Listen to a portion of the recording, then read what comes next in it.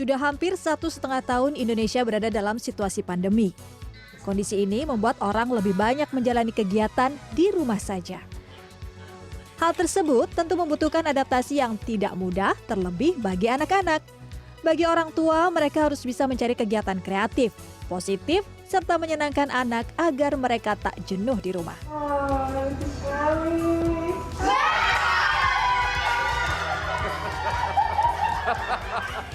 Seperti yang dilakukan oleh Donna Agnesia, artis yang juga merupakan penyintas COVID-19 ini mengaku pandemi memiliki tantangan tersendiri bagi dirinya.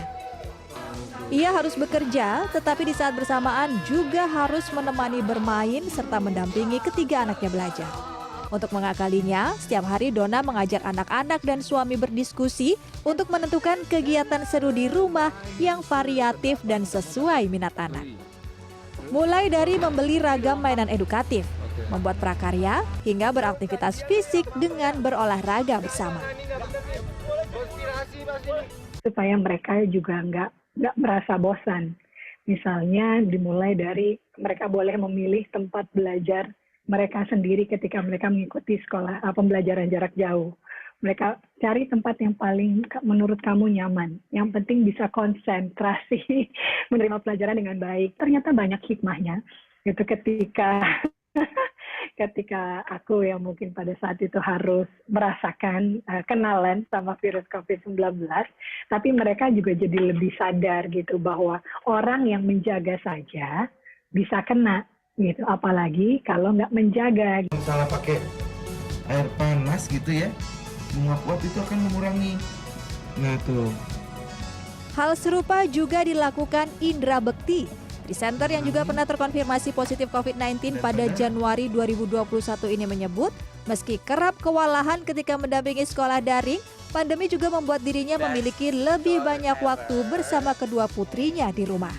Selain mengajak bermain untuk melatih kreativitas dan kepedulian anak, Indra juga sering menonton film dengan tema-tema yang menyenangkan untuk relaksasi bersama anak-anaknya.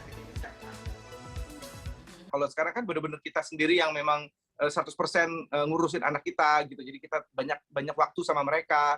Mereka bisa curhat, mereka bisa ngobrol, mereka minta ngomong apa aja gitu bisa gitu. Dan itu sih positifnya sih. Dan untuk mereka nggak bosen sih itu karena dengan kehadiran kita diajak main gitu, main apapun itu, ntar kita main games bareng gitu, ada game board ya atau video game gitu. Jadi mereka tetap dengan anak-anaknya mereka, waktu mereka tetap kita hadirkan dunia anak. Psikolog anak dan remaja dari Riang Kemintang, Dita Rahman menyebut, kegiatan sederhana anak bersama orang tua di rumah bisa mendukung tumbuh kembang minat, kemampuan, dan keterampilan anak. Terlebih bila anak dan orang tua memiliki bonding atau keterikatan yang baik. Hal itu dapat membentuk kepribadian anak yang mampu beradaptasi dan berkomitmen.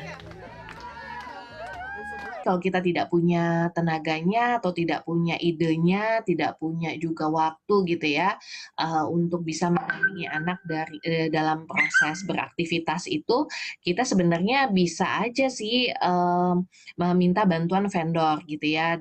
Di luar sana tuh ada kelas-kelas main online. Kita sebagai orang tua memang bondingnya harus dijaga terus. Apalagi pada saat pandemi ini sebenarnya kita punya banyak kesempatan untuk ngedampingin anak. Peran orang tua untuk mendampingi anak sangat dibutuhkan, terlebih di situasi pandemi dan serba digital seperti saat ini. Anak merupakan aset dan investasi yang perlu diasah, diasuh, dan diasih agar menjadi pribadi yang bukan hanya berprestasi dan kreatif, namun juga peduli dan bertanggung jawab. Clarissa Aradia, Andriawan Saputra, Jakarta.